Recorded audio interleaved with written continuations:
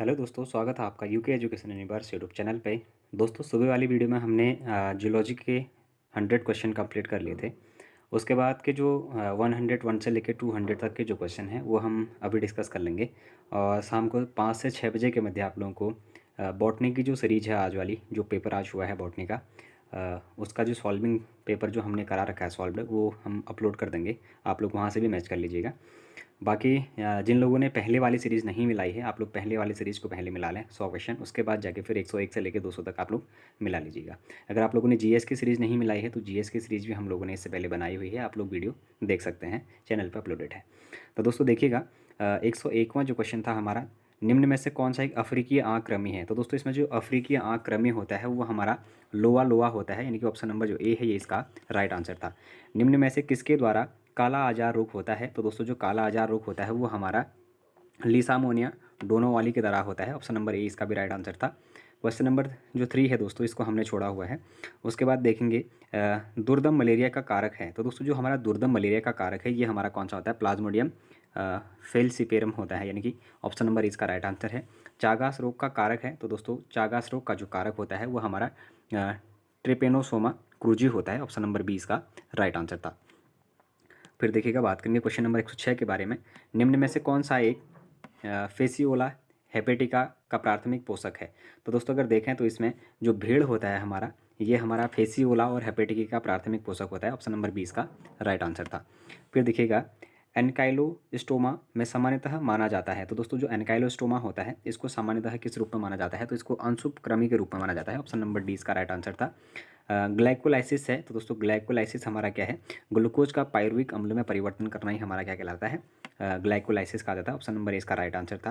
किस देश में ग्रेट बैरियर रीफ है। तो दोस्तों ये ऑस्ट्रेलिया में है। ऑप्शन नंबर डी इसका राइट आंसर होगा। फिर देखिएगा, बात करेंगे नेक्स्ट क्वेश्चन की। स्तन ग्रंथियाँ अपरिवर्तित होती हैं। तो दोस्तों जो अपरिवर्तित होती हैं स्तन ग्रंथियाँ किस रूप में होती हैं, अगर देखें तो जो हमारा सेप्सियस ग्रंथि है इसके रूप में परिवर्तित होती है। ऑप्शन नंबर 20 का सही आंसर था। निम्नलिखित में से कौन सा हार्मोन प्रसव के दौरान गर्भाशय संकुचन को उत्तेजित करता है। तो दोस्तों जो हमारा ऑस्टिटोसिन होता है ये गर्भाशय के दौरान जो संकुचन है उसको उत्तेजित करता है। ऑप्शन नंबर सी इसका राइट आंसर था।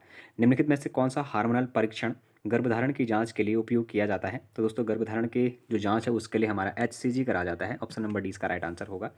सर्टोली कोशिकाएं स्रावित करती हैं। तो दोस्तों जो हमारी सर्टोली कोशिकाएं हैं ये हमारा एंड्रोजन बाइंडिंग प्रोटीन और इनहिबिन एंड MIS जो हमारे होते हैं इनको स्रावित करते हैं। शुक्राणु के एक्रोसोम का निर्माण होता है। तो दोस्तों शुक्राणु के जो एक्रोसोम है इसका निर्माण यदि अगर किसमें होता है तो गोल्जिकाय में होता है। ऑप्शन नंबर 20 का राइट आंसर है, यानी कि गोल्जी बॉडी में होता है। फिर देखिएगा, रोजो धर्म चक्र के किस दिन अंडोत्सर्ग होता है। तो दोस्तों रजो जो हम धर्म होता है हमारा, इसके जो 14वां दिन होता है दोस्तों, इसमें हमारा क्या होता है, अंडोत्सर्ग होता है, यानी कि ऑप्शन नंबर इसका राइट आंसर था। गर्भधारण के बाद की अवस्था में कौन सा हार्मोन अंडाशय से स्रावित होता है। तो दोस्तों अंडाशय से स्रावित होने वाला उसके बाद कौन सा है, रिलेक्सिन जो हार्मोन होता है हमारा, ये गर्भधारण के बाद अंडाशय से स्रावित होने वाला हार्मोन है। ऑप्शन नंबर सी इसका राइट आंसर था। निम्न में से कौन सा एक विटामिन हार्मोन की तरह व्यवहार करता है। तो दोस्तों विटामिन डी जो है हमारा, ये हम हार्मोन की तरह व्यवहार करता है। बच्चों में रिकेट्स रोग किस विटामिन की कमी के कारण होता है। तो दोस्तों ये भी विटामिन डी के कारण होता है। फिर देखिएगा, निम्न में से किसे रक्तस्रावी विटामिन भी कहा जाता है। तो दोस्तों रक्तस्रावी विटामिन हमारा किसको कहा जाएगा, विटामिन के को कहा जाएगा। ऑप्शन नंबर 20 का राइट आंसर था। निम्न बीमारियों में से कौन सी एक विटामिन ए की कमी के कारण होता है। तो दोस्तों विटामिन ए की कमी के कारण होने वाला जो रोग है वो हमारा कौन सा हो गया, रतौंधी रोग हो गया। ऑप्शन नंबर डी इसका राइट आंसर था। फिर देखिएगा, निम्न में कौन सा एक पानी में घुलनशील विटामिन नहीं है। तो दोस्तों पानी में जो घुलनशील विटामिन है वो कौन सा नहीं है हमारा, अगर देखें तो देखिएगा जो हमारा विटामिन ए है दोस्तों ये हमारा पानी में घुलनशील नहीं है। फिर देखिएगा, निम्न में से कौन सी एक 3 कार्बन शर्करा है। तो दोस्तों 3 कार्बन शर्करा इसमें से हमारे कौन सी होती है, जो हमारा ग्लिसरॉल्डिहाइड जो होती है ये हमारी 3 कार्बन शर्करा होती है। ऑप्शन नंबर जो ए है ये इसका राइट आंसर होगा। एक छोटा गोलाकार अणु जो कि पानी में घुलनशील और गर्मी में संकुचित होता है वह कहलाता है। तो दोस्तों इसको हमारा क्या कहा जाता है, हिस्टोन कहा जाता है। ऑप्शन नंबर सी इसका राइट आंसर होगा। फिर देखिएगा, कौन सी दवाई तपेदिक बीमारी के इलाज में सामान्यतः प्रयोग की जाती है। तो दोस्तों ये हमारी कौन सी दवाई करी जाती है, पैरासीटामोल करी जाती है। ऑप्शन नंबर ए इसका राइट आंसर होगा। फिर देखिएगा, बात करेंगे नेक्स्ट क्वेश्चन की। निम्नलिखित में कौन सा एक ग्लूकोज बहुलक पानी में घुलनशील नहीं है। 125, यानी कि दोबारा से रिपीट हो रहा है ऐसा लग रहा है मुझे। नहीं रिपीट नहीं हो रहा, ठीक है। इनमें से कौन सा एक ग्लूकोज बहुलक पानी में घुलनशील नहीं है कहता है, तो देखिएगा घुलनशील कौन सा नहीं है दोस्तों, हमारा ग्लाइकोजन है जो हमारा घुलनशील नहीं होता। ऑप्शन नंबर डी इसका राइट आंसर होगा। निम्न में से कौन असममित कार्बन के बिना सरलतम अमीनो अम्ल है? तो दोस्तों कौन सा होगा इसमें सरलतम अमीनो हमारा कौन सा होता है? ग्लाइसिन होता है। ऑप्शन नंबर 20 का राइट आंसर होगा। निम्न में से कौन सा एक भंडारक प्रोटीन होता है? तो दोस्तों भंडारक प्रोटीन हमारा ग्लूटेन होता है। ऑप्शन नंबर सी इसका राइट आंसर होगा। वायु आशय होते हैं, तो दोस्तों जो हमारे वायु आशय होते हैं ये किससे होते हैं? हमारे फ्लाइंग मछली से होते हैं। ऑप्शन नंबर 20 का राइट आंसर होगा। मछलियों में वायु आशयों का संबंध नहीं है। अब दोस्तों मछलियों में वायु का नहीं है तो किससे संबंध नहीं है? इसका प्रजनन से संबंध नहीं है। ऑप्शन नंबर ए इसका राइट आंसर था। फिर देखिएगा ए बी रक्त समूह वाला एक व्यक्ति, अच्छा ए बी रक्त समूह वाला एक व्यक्ति क्या कर लेगा दोस्तों? देखिएगा सार्वभौमिक रक्तदाता कहा जाता है इसको, यानी कि ऑप्शन नंबर जो बी है इसका राइट आंसर था।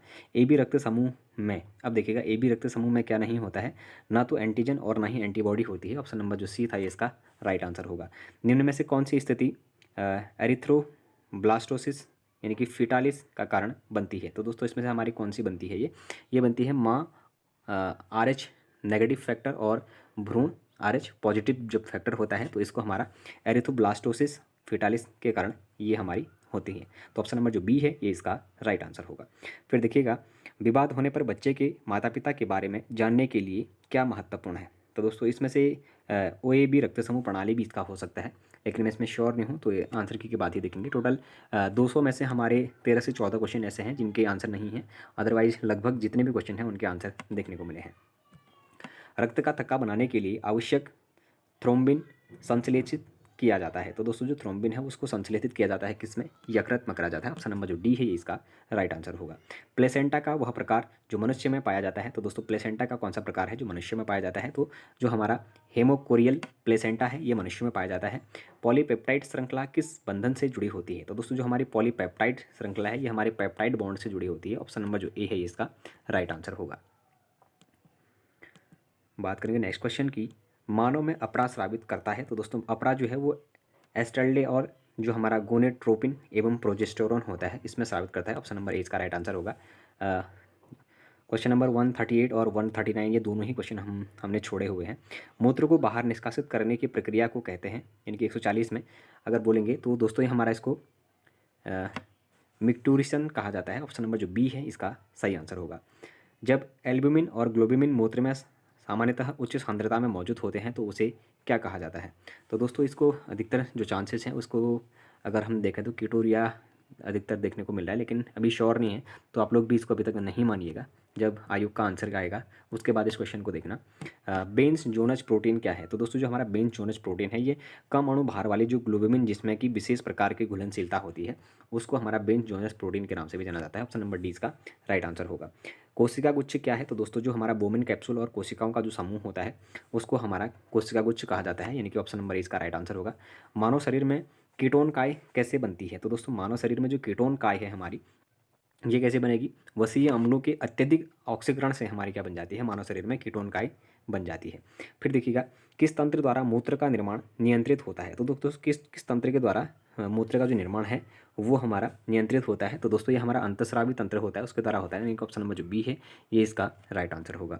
फिर देखिएगा मनुष्य में वृक्क में लगभग कितने वृक्काणु होते हैं? तो दोस्तों मनुष्य का जो वृक्क है उसमें लगभग कितने वृक्काणु हैं क्वेश्चन पूछा गया था।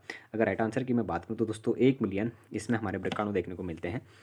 परासरण नयन शब्द किसके द्वारा गढ़ा गया? तो दोस्तों ये परासरण नयन जो शब्द है हमारा ये होबर के द्वारा दिया गया था, यानी कि ऑप्शन नंबर जो बी था ये इसका राइट आंसर होता है।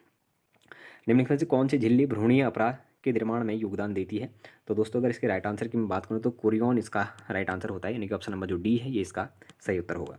फिर देखिएगा निम्नलिखित में से किस जीव में संकुचनशील राजधानी पाई जाती है? तो दोस्तों किस जीव में संकुचनशील राजधानी कह रहा है तो ये हमारा पैरामीशियम में पाई जाती है। ऑप्शन नंबर डी इसका सही उत्तर होगा। निम्नलिखित में से कौन सा प्रकाश संश्लेषण प्रोटोजोआ है? दोस्तों ये हमारा प्रोटोजोआ है, आपसे पूछा है तो यूग्लिना इसका राइट आंसर होता है। निम्नलिखित में से कौन सा एक प्रोटोजोआ नींद की बीमारी का कारक है? तो दोस्तों नींद की बीमारी का जो कारक होता है हमारा वो कौन सा हो जाएगा? अगर देखें तो ट्रिपोनोसोमा होता है, यानी कि ऑप्शन नंबर सी इसका राइट आंसर हो जाएगा। निम्न में से कौन सा एक प्रोटोजोआ दीमक के आहार नाल में रहकर उसके सेल्यूलोज युक्त भोजन का पाचन करता है? तो दोस्तों अगर इसके राइट आंसर की मैं बात करूं तो मोनोसिस्टिस इसका राइट आंसर होता है, यानी कि ऑप्शन नंबर डी इसका राइट आंसर होगा। पक्षियों की ग्रीवा कशेरुकी की है, तो दोस्तों ये हमारा जो है अग्रवर्ती होते हैं, यानी कि ऑप्शन नंबर ए इसका राइट आंसर होगा। आधुनिक मानव का सबसे नज़दीकी पूर्वज कौन था, तो दोस्तों ये क्वेश्चन भी हमने छोड़ा हुआ है, आप लोग देख लीजिएगा इसको। होमोसेपियंस का विकास किस युग में हुआ, तो दोस्तों होमोसेपियंस का जो विकास है वो हमारा प्लेस्टोसिन युग में हुआ था, ऑप्शन नंबर ए इसका राइट आंसर होगा। बात करेंगे 156 भी हमने छोड़ा हुआ है, 157 की। पक्षी के अंश मेखला में मौजूद रंध्र को क्या कहा जाता है, तो दोस्तों इसको हमारा क्या कहा जाता है, आइलो इलियोसियोटिक रंध्र, इलियोसियोटिक रंध्र कहा जाता है इसको। निम्न में से किस जंतु में अंडोत्सर्ग के बाद अंडाशयी पुटक कार्पस ल्यूटियम नहीं बनता, तो दोस्तों कार्पस ल्यूटियम नहीं बनता, किस में नहीं बनता, तो चमगादड़ में नहीं बनता, ऑप्शन नंबर डी इसका सही उत्तर होगा। फिर देखिएगा प्रोस्टेट ग्रंथि में श्रवण में होता है। अब प्रोस्टेट ग्रंथि में श्रवण में क्या होता है दोस्तों, तो ये क्वेश्चन भी हमने लगभग छोड़ा हुआ है। समुद्री मछली होती है, तो दोस्तों समुद्री मछली क्या होती है हमारी, संप्रासारी होती है, यानी कि ऑप्शन नंबर जो सी है इसका राइट आंसर होगा। फिर देखिएगा हीमोग्लोबिन का ऑक्सीजन से वियोजन का वक्र होता है, तो दोस्तों ये कैसा वक्र होता है हमारा, ये हमारा सिग्मॉय वक्र होता है, यानी कि ऑप्शन नंबर जो बी है इसका राइट आंसर होगा। वायु का वह आयतन जो बलपूर्वक निश्वसन के बाद भी फेफड़ों में शेष रह जाता है कहलाता है, तो दोस्तों उसको अवशिष्ट आयतन कहा जाता है, ऑप्शन नंबर इसका राइट आंसर होगा। निम्न में से कौन सा स्मृति से संबंधित है, तो स्मृति से संबंधित हमारा कौन सा था दोस्तों, ये सेरिब्रम होता है। एक मानक ईसीजी में क्यूआर कॉम्प्लेक्स प्रदर्शित करता है, तो दोस्तों क्यूआर कॉम्प्लेक्स प्रदर्शित करता है, तो ये क्वेश्चन भी हमने छोड़ा हुआ है। 165 भी हमने 2 क्वेश्चन ही छोड़े हुए हैं, टोटल ही 100 में से 13 क्वेश्चन हमारे इसमें छूटे हैं, बाकी के लगभग हमने कवर किए हुए हैं। बात करेंगे 166 की, निम्न में से किस विटामिन की अनुपस्थिति से कैल्शियम की कमी होती है, तो दोस्तों विटामिन डी से कैल्शियम की कमी होती है। जब रोगियों का रक्तचाप अत्यंत कम हो जाता है तो कौन सा हार्मोन दिया जाता है, तो दोस्तों इसमें थायरॉक्सिन हार्मोन दिया जाता है, ऑप्शन नंबर डी इसका राइट आंसर होगा। कौन सी भ्रूणीय झिल्ली एड्रिनल मेडुला को बनाती है, तो कौन सी झिल्ली है जो एड्रिनल मेडुला को बनाती है दोस्तों, हमारी एंडोडर्म बनाती है, ऑप्शन नंबर जो सी है ये इसका राइट आंसर होगा। 169 हमने नहीं किया हुआ है।